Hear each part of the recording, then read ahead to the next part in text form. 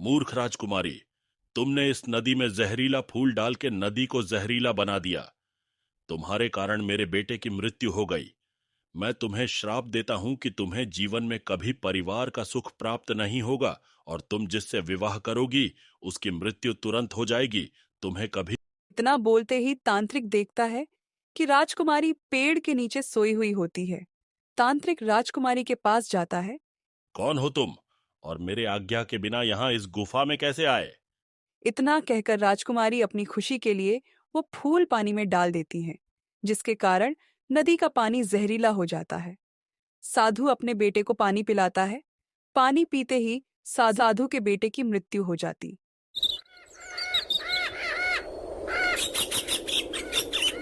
जगत पर बहुत बड़ा राज्य था, जहाँ की राजा राम सिंह थे। वह बहुत ही सख्त किंतु दयालु राजा थे। राजा राम सिंह अपनी बात के बहुत पक्के थे। राजा की एक बेटी थी, उसका नाम था राजकुमारी मालती। राजा ने राजकुमारी का विवाह राजकुमार अमन के साथ तय कर दिया था। एक दिन राजा राजकुमारी के पास आकर कहते हैं, देखो बेटी, मैंने तुम्हारा विवाह अपने पड़ोसी राज्य के राजकुमार अमन के साथ तय कर दिया है। यह मेरा अंतिम निर्णय है और मैं इसके आगे कुछ नहीं सुनना चाहता हूँ। किंतु पिताजी, मैं राजकुमार अमन से विवाह नहीं कर सकती। आप मेरी बात को समझने का प्रयास कीजिए। इस पूरे राज्य में ऐसा कोई नहीं जो मेरी बात को टाल सके। तुम्हें मेरा निर्णय मानना ही होगा। राजा इतना कहकर राजा राजकुमारी की बात सुने बिना ही चले जाते हैं। और कुछ देर बाद राजकुमारी के कमरे में रानी आती है और कहती हैं, बेटी, तुम अपने पिता की बात मान लो। वो तुम्हारे भलाई के विषय में ही सोच रहे हैं। मैं राजकुमार अमन से विवाह नहीं कर सकती। राजकुमारी को समझाकर महारानी वहां से चली जाती हैं। फिर महारानी के जाने के बाद राजकुमारी सोचती हैं, अब मेरे पास केवल एक ही रास्ता बचा है। राजकुमारी, आपने मुझे संदेश भेजा था क्या? दासी, मैं महल छोड़कर जा रही हूँ।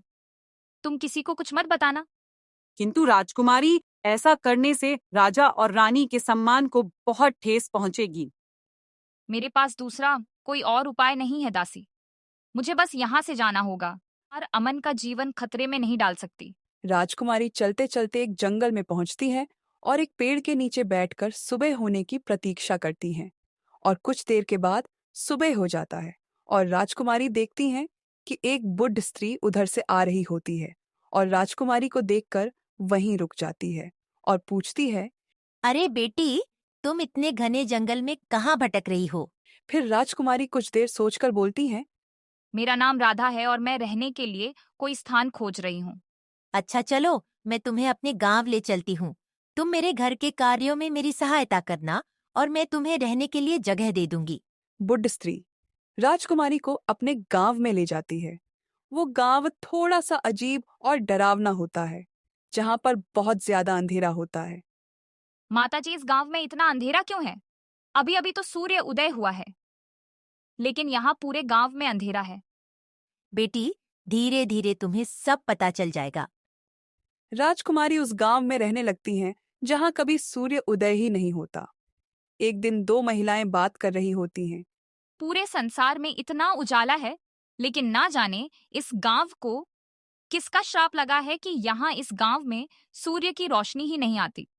धीरे धीरे बोलो बहन, अगर उसने सुन लिया तो इस बार हमें उठा के ले जाएगा। राजकुमारी मन ही मन सोचती है, यह लोग किसकी बात कर रहे हैं जो इन्हें उठा कर ले जाने वाला है। फिर राजकुमारी यही सोचते सचते बुढ़े स्त्री के पास जाती है और कुछ पूछती है। माताजी, यह गांव इतना अलग क्यों है? आसपास की महिलाएं बात कर रही थी कि कोई उन्हें उठाकर ले जा सकता है। वह किसकी बात कर रही थी माता? मैं तुम्हारे प्रश्नों के उत्तर नहीं दे सकती। अगर हमारा गांव तुम्हें इतना खराब लगता है तो तुम यहाँ से जा सकती हो। नहीं नहीं माता, आप गुस्सा क्यों होती हैं? मेरे मन में प्रश्न आया तो मैंने पूछ लिया। राजकुमारी समझ गई थी कि यह गांव रहस्य से भरा हुआ है, लेकिन उन्हें समझ नहीं आ रहा था कि उनके प्रश्नों के उत्तर देगा कौन। एक दिन राजकुमारी ने पड़ोस की औरत से पूछा, काकी, इस गांव में सब लोग इतने डरे डरे क्यों रहते हैं? और वो किसका साया है जो सबको लेके चला जाता है? प्रत्येक अमावस्या की रात को इस गांव पे उसका साया आता है और वो गांव के लोगों को उठा के ले जाता है। हम सब कुछ नहीं कर सकते। उठाकर ले जाता है। लेकिन कहाँ ले जाता है काकी? इस बात का रहस्य आज तक कोई नहीं लगा पाया है, और जो उसके साथ गया वो कभी लौट के नहीं आया। मुझे पता लगाना होगा कि यह साया है कौन। अगले दिन जब बुढ़ी स्त्री घर पर नहीं होती तो राजकुमारी को उस बुढ़ स्त्री की चिंता होने लगती है। तभी वहीं से एक औरत जाती है तो राजकुमारी उस औरत से पूछती है, अरे काकी, कहीं आपने माँ को देखा है क्या? वो अभी तक घर नहीं आई है। न जाने कहाँ होंगी वो। अरे तुम ये क्या कह रही हो बेटी? कहीं वो उन्हें उठाकर तो नहीं ले गया? कौन? आप लोग किसके बारे में बात करते हैं?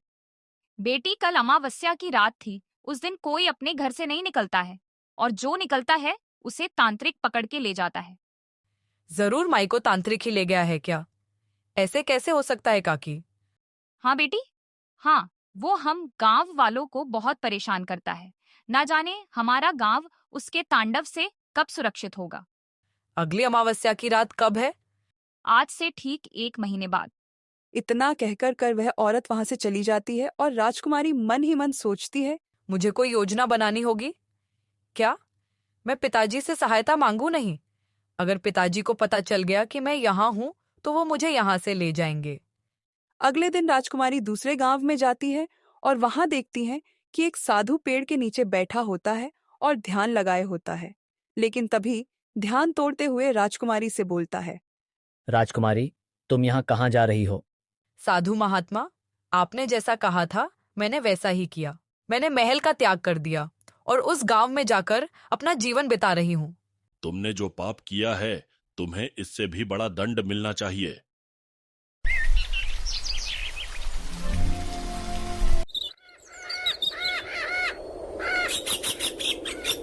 साधु अपने घर के पास अपनी घायल बेटी को लेकर बैठा होता है।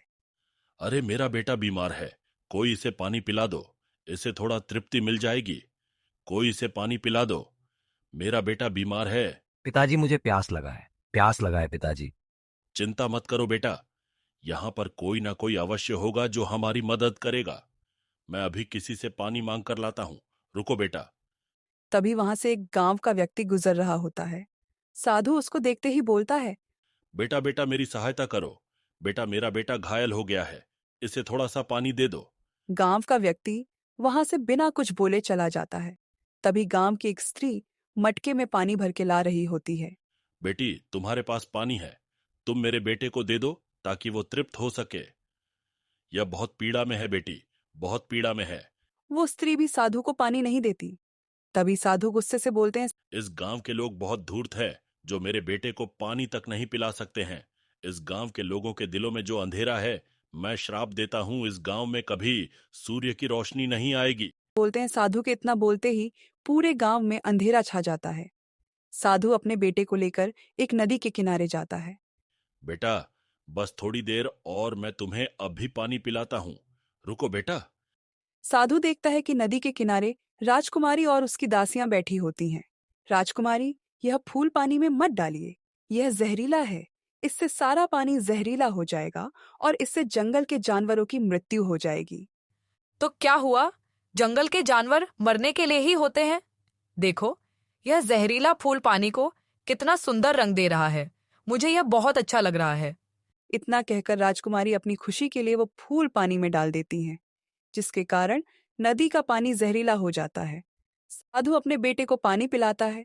पानी पीते ही साधु के बेटे की मृत्यु हो जाती है। बेटा बेटा, ये क्या हुआ? पानी पीते ही तुम्हारी मृत्यु हो गई बेटा। साधु देखता है कि फूल पानी में तैर रहा होता है। साधु उस फूल को देखते ही समझ जाता है कि पानी में जहरीला फूल डाला गया है। साधु राजकुमारी के पास जाते हैं और गुस्से से बोलते हैं, मूर्ख राजकुमारी, तुमने इस नदी में जहरीला फूल डाल के नदी को जहरीला बना दिया। तुम्हारे कारण मेरे बेटे की मृत्यु हो गई। मैं तुम्हें श्राप देता हूं कि तुम्हें जीवन में कभी परिवार का सुख प्राप्त नहीं होगा, और तुम जिससे विवाह करोगी उसकी मृत्यु तुरंत हो जाएगी। तुम्हें कभी संतान प्राप्त नहीं होगी। नहीं नहीं, साधु महात्मा, ऐसा मत कीजिए, मुझे क्षमा कीजिए। मैंने यह जानबूझकर नहीं किया। राजकुमारी की बात सुनकर साधु को बहुत अफसोस होता है। मैंने निर्दोष लोगों को बहुत बड़ा दंड दे दिया। मैंने एक साधु होकर इतना ज्यादा क्रोध कर दिया। मुझे तो ज्ञान होना चाहिए था कि मृत्यु इस जीवन का सबसे बड़ा सत्य है। कि राजकुमारी रोती ही रहती है और फिर साधु से बोलती है, साधु महात्मा, आप मुझे क्षमा कीजिए। मुझे वो मार्ग बताइए जिससे मैं श्राप से मुक्त हो पाऊं। ठीक है राजकुमारी, मैं तुम्हें बताता हूँ, लेकिन इसके लिए तुम्हें अपना महल छोड़ना होगा और उस गांव में जाकर रहना होगा जहां हमेशा अंधेरा रहता है। वहीं से तुम्हें श्राप से मुक्ति का मार्ग मिलेगा। साधु महात्मा, दरअसल उस गांव में अमावस्या की रात को एक साया हमला करता है और गांव वालों को उठा के ले जाता है। साधु महात्मा, मैं गांव वालों की सहायता करना चाहती हूँ ताकि उन्हें उस साये से मुक्ति मिले। राजकुमारी, इसके लिए तुम्हें खुद तांत्रिक के पास जाना होगा। साधु महात्मा राजकुमारी को उपाय बताते हैं और उसके बाद राजकुमारी चली जाती है। राजकुमारी अमावस्या की रात की प्रतीक्षा कर रही होती है। कुछ दिन बाद अमावस्या की रात आ गई। गांव में पूरी तरह अंधेरा होता है। जब सब लोग अपना अपना दरवाजा बंद कर लेते हैं, तब राजकुमारी बाहर आती है और एक पेड़ के नीचे सो जाती है। तभी वहां पर तांत्रिक आ जाता है और बोलता है, हाँ, सभी डर के अपना अपना दरवाजा बंद करके सो गए। आखिर मैं इतना शक्तिशाली हूं, लेकिन आज मैं यहां से बिना किसी को लिए यहां से जाऊंगा नहीं। हाँ। इतना बोलते ही तांत्रिक देखता है कि राजकुमारी पेड़ के नीचे सोई हुई होती है। तांत्रिक राजकुमारी के पास जाता है और बोलता है, यह तो देखने में कोई साधारण स्त्री नहीं लग रही, लेकिन यह बाहर क्यों सोई है? क्या मुझसे इसे डर नहीं लगता? तांत्रिक गुस्से से राजकुमारी पर जादू कर देता है और वह बेहोश हो जाती है। फिर तांत्रिक राजकुमारी को काली गुफा में ले जाता है। अब तुम मेरा यज्ञ पूर्ण करवाओ। स्त्री, इस गांव में रहने वाले 100 लोगों का बलिदान देने का संकल्प लिया है मैंने, और तुम मेरी अंतिम बलि हो। आखिर गांव वालों ने तुम्हारा क्या बिगाड़ा है जो कि तुम इस सब की बलि दे रहे हो? तांत्रिक यज्ञ कर रहा होता है। तभी वो बुढ़ी स्त्री आ जाती है। राजकुमारी बुढ़ी स्त्री को देखकर चौंक जाती है। माँ, क्या आप भी तांत्रिक का साथ दे रही हो? मैंने तो ये सब कुछ तुम्हारे लिए ही किया था। जब तुम घर नहीं आई तो मैंने सोचा कि तुम्हें कुछ हो गया है। हाँ, ये तुम्हारी माँ नहीं है, ये तो मेरी शिष्य है, शिष्य, जो वर्षों से मेरी सहायता कर रही है ताकि मेरा यज्ञ पूरा हो सकेगा। लेकिन इस लड़की के कारण तुम्हारा यज्ञ अधूरा रह जाएगा। वो कैसे? मैं इसे गांव से उठाकर लाया हूं। ये हमारे गांव की नहीं है, ये किसी दूसरे गांव से आई है। अगर तुमने इसको मार दिया तो तुम्हारी बलि कभी पूरी नहीं होगी। मुझे फिर से अमावस्या की प्रतीक्षा करनी होगी, लेकिन मैं इस लड़की को यहां से जाने नहीं दूंगा। इसे कैद कर कर रखना ही ठीक होगा। तांत्रिक राजकुमारी को काली गुफा में कैद कर देता है। चिंता मत करो बेटी, मैं तुम्हारे बारे में तांत्रिक को बता दिया है मैंने। अब वो तुम्हारी हत्या नहीं करेगा। माँ, आप ऐसा क्यों कर रही हो? मैं इससे अधिक कुछ नहीं कहना चाहती हूँ। इतना कहकर बुढ़ स्त्री वहां से चली जाती है और उधर राजा और रानी राजकुमारी के लिए बहुत परेशान हो रहे थे। इतना समय बीत गया, न जाने मेरी राजकुमारी कहाँ होगी और कैसी होगी। राजा यह सब सोच ही रहे होते हैं। तभी मंत्री जी वहां आते हैं। महाराज, हमने पूरा नगर और पूरा जंगल ढूंढ लिया, लेकिन महाराज राजकुमारी का कुछ पता नहीं चल रहा। महाराज, हमारे पड़ोसी राज्य के राजकुमार अमन पधारे हैं। अब मैं राजकुमार अमन से क्या कहूंगा कि राजकुमारी कहाँ गायब हो गई? ठीक है, राजकुमार अमन को अंदर बुलाओ। राजकुमार अमन अंदर आते हैं। मुझे क्षमा कर दो राजकुमार, मैं अपनी पुत्री का विवाह तुमसे नहीं कर सकता। महाराज, मैं जानता हूं कि राजकुमारी का पता नहीं चल पा रहा है। कहीं यह दुश्मन देश का कोई षड्यंत्र तो नहीं? बेटा, हमने हर जगह राजकुमारी को ढूंढ लिया, उनका कोई पता नहीं चल पा रहा है। महाराज, मुझे क्षमा कर दीजिए, मैं आपको कुछ बताना चाहती हूँ। अब मैं और चुप नहीं रह सकती। अच्छा बताओ दासी, क्या कहना चाहती हो? दरअसल राजकुमारी जानबूझकर महल छोड़कर चली गई है। वो विवाह नहीं करना चाहती थी। विवाह नहीं करने के पीछे बहुत बड़ा कारण है महाराज। क्या कारण है, मुझे बताओ। चुप मत रहो, राजकुमारी का कुछ पता नहीं चल रहा। जरूर वो कोई मुसीबत में होगी। बताओ, शायद तुम्हारी बातों से हमारी कोई सहायता हो जाए। महाराज, जंगल में एक साधु रहते हैं। उन्होंने राजकुमारी को श्राप दिया था कि वह कभी भी विवाह नहीं कर सकेंगी और कभी अपना परिवार नहीं बना सकेंगी। अगर उन्होंने ऐसा किया तो उनके पति की मृत्यु हो जाएगी। वो इस श्राप के विषय में आपको बता के परेशान नहीं करना चाह रही थी। ना जाने मेरी पुत्री कहाँ होगी। अब हम उसे कहाँ ढूंढेंगे? महाराज, आप चिंता मत कीजिए, मैं खुद राजकुमारी को ढूंढने जाऊंगा। अगर वह महल छोड़ के गई होगी तो जरूर कोई गांव में रहती होगी। हाँ, तुम ठीक कह रहे हो। दासी, तुम मुझे राजकुमारी का एक चित्र दे दो। दासी राजकुमारी का चित्र राजकुमार को दे देती है। राजकुमार अपने सैनिकों के साथ महल से निकल जाते हैं और कुछ देर चलने के बाद उस गांव में पहुंचते हैं जहां पे अंधेरा होता है। यह कैसा गांव है जहां पे दिन में भी अंधेरा है। अच्छा रुको, मुझे राजकुमारी के विषय में किसी से पूछना चाहिए। तभी वहां से एक व्यक्ति गुजर रहा होता है। राजकुमार उस व्यक्ति को रोकते हैं और बोलते हैं, क्या तुमने इस लड़की को कहीं देखा है क्या? अरे ये तो मालती है। ये कुछ महीने पहले हमारे गांव में आई थी। विमला काकी के साथ रहती थी। अच्छा, तो ये विमला काकी का घर कहाँ है? अब ना तो विमला काकी का कुछ पता है और ना ही मालती का। अरे तुम कहना क्या चाहते हो? अगर यह दोनों इसी गांव में थे तो अब कहाँ गए?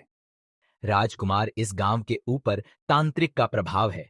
वो हर अमावस्या की रात को इस गांव के लोगों को उठा ले जाता है। मालती और विमला काकी को भी तांत्रिक उठाकर ले गया है। गांव में ऐसी बातें होती हैं, मैंने कई बार सुना है। क्या तुम्हें और कुछ पता है? क्या ये तांत्रिक के बारे में? किसी को पता नहीं। आज तक किसी ने वो स्थान नहीं देखा जहां वो तांत्रिक गांव वालों को लेकर जाता है। अच्छा ठीक है, तुम अब जा सकते हो। गांव का व्यक्ति वहां से चला जाता है और राजकुमार कुछ देर सोचने के बाद वो साधु महात्मा के पास जाते हैं। प्रणाम साधु महात्मा। खुश रहिए राजकुमार, आप यहाँ कैसे आना हुआ? साधु महात्मा, मैं राजकुमारी को ढूंढने यहाँ आया हूँ। आप मेरी कुछ सहायता कीजिए। अच्छा, मैं बताता हूँ। साधु महात्मा ध्यान लगाने लगते हैं और वह सब कुछ पता लगा लेते हैं और राजकुमार से बोलते हैं, राजकुमार, मैंने अपने तंत्र विद्या से पता किया है कि राजकुमारी मालती को काली गुफा में ले जाया गया है। साधु महात्मा, मुझे उस काली गुफा का पता बताइए। मैं अभी आक्रमण करके राजकुमारी को बचा लूंगा। वो तांत्रिक काली शक्तियों का मालिक है बेटा। अगर हमें राजकुमारी को उससे बचाना है तो बुद्धि से काम लेना होगा। अब आप ही कोई उपाय बताइए साधु महात्मा। हमें जल्द से जल्द राजकुमारी को बचाना होगा, नहीं तो वह तांत्रिक उसे मार भी सकता है। यहाँ से कुछ दूर पर एक नदी है जहाँ पे एक अदृश्य फूल पाया जाता है। उस फूल से तांत्रिक की शक्तियों को खत्म किया जा सकता है। जाओ राजकुमार, उस फूल को लेकर। हाँ ठीक है साधु महात्मा, मैं अभी जाकर उस फूल को लेकर आता हूँ। राजकुमार फूल लेने निकल जाते हैं और उनके पीछे सैनिक भी चले आते हैं। फिर कुछ दूर आने के बाद राजकुमार सैनिकों से बोलते हैं, तुम लोग यहीं रुक जाओ, मैं फूल लेकर आता हूँ। राजकुमार आगे जाने लगते हैं। तभी उनको एक नदी दिखाई देता है, लेकिन उसमें कोई फूल नहीं दिखाई देता है। राजकुमार मन ही मन सोचते हैं, साधु महात्मा ने तो यही जगह बताई थी, लेकिन यहाँ तो कोई भी फूल नहीं दिखाई दे रहा। आखिर कहाँ है वो फूल? राजकुमार यह सोच ही रहे होते हैं। तभी वहां पर एक शेर आ जाता है। तुम कौन हो? ये मेरा स्थान है, तुम यहाँ से चले जाओ। देखो प्यारे शेर, मैं तुम्हें कोई नुकसान नहीं पहुंचाऊंगा। मैं तो सिर्फ यहाँ अदृश्य फूल लेने आया हूं। मैं उस फूल को लेकर यहाँ से चला जाऊंगा। मैं स्वयं इस फूल की रक्षा कर रहा हूं। मैं तुम्हें इसे ले जाने नहीं दूंगा। अच्छा, तो ऐसी बात है तो लो, मेरे तलवार का सामना करो। राजकुमार अपना तलवार निकालकर शेर पर वार कर देते हैं। शेर की वहीं पर मृत्यु हो जाती है और अदृश्य फूल दिखने लगता है। राजकुमार वो फूल लेकर साधु महात्मा के पास जाते हैं। साधु महात्मा, मैं अदृश्य फूल लेकर आ गया हूं। तुम बहुत बहादुर हो राजकुमार। यह फूल आज तक कोई भी नहीं ला पाया है, लेकिन तुम इस फूल को लेकर आए हो। राजकुमार फूल को साधु को दे देते हैं।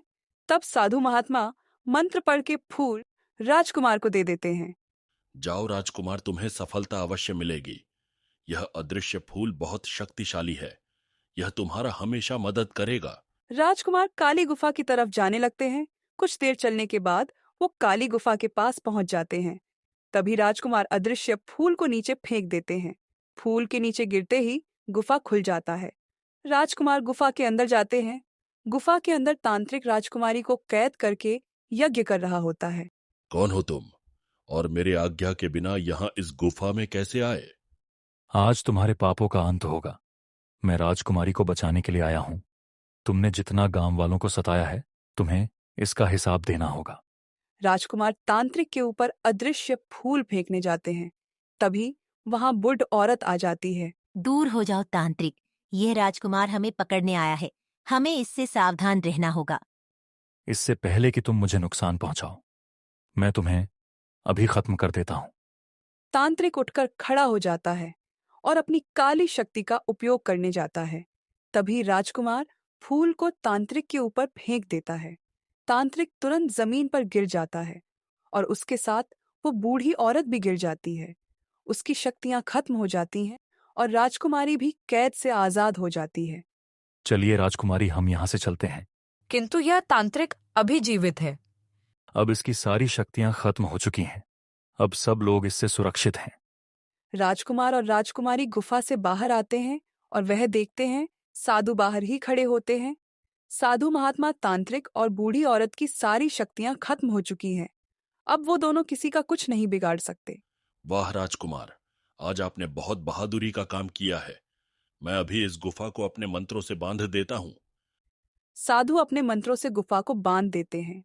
तांत्रिक और बुड्ढे स्त्री हमेशा के लिए वहीं कैद हो जाते हैं। तभी वहां पर राजकुमारी के माता पिता वहां आ जाते हैं। राजकुमारी उन दोनों को देखकर बहुत भावुक हो जाती है। मुझे क्षमा कर दीजिए पिताजी, मैंने आपकी बात नहीं मानी और महल छोड़कर चली गई। नहीं मेरी पुत्री, तुम बहुत बहादुर हो। मुझे तुम पर गर्व है। साधु महात्मा, क्या अब मेरी पुत्री का श्राप समाप्त हो चुका है? हाँ महाराज, अब आप राजकुमारी का विवाह कर सकते हैं। इनसे मिलो बेटी। यह राजकुमार अमन है। इन्होंने अपनी जान पर खेलकर तुम्हारी जान बचाई। अब तो तुम्हें इनसे विवाह से कोई आपत्ति नहीं होगी ना? सब बहुत खुश हो जाते हैं। साधु महात्मा, मेरा आपसे एक निवेदन है। आप उस गांव को अपने श्राप से मुक्त कर दीजिए। गांव वालों ने वर्षों तक अपना जीवन अंधेरे में बिताया है। अब उन्हें भी रोशनी की जरूरत है। ठीक है राजकुमारी, मैं अपने श्राप से उसको मुक्त करता हूँ। फिर से गांव में रोशनी आ जाती है और सब लोग खुशी खुशी रहने लगते हैं।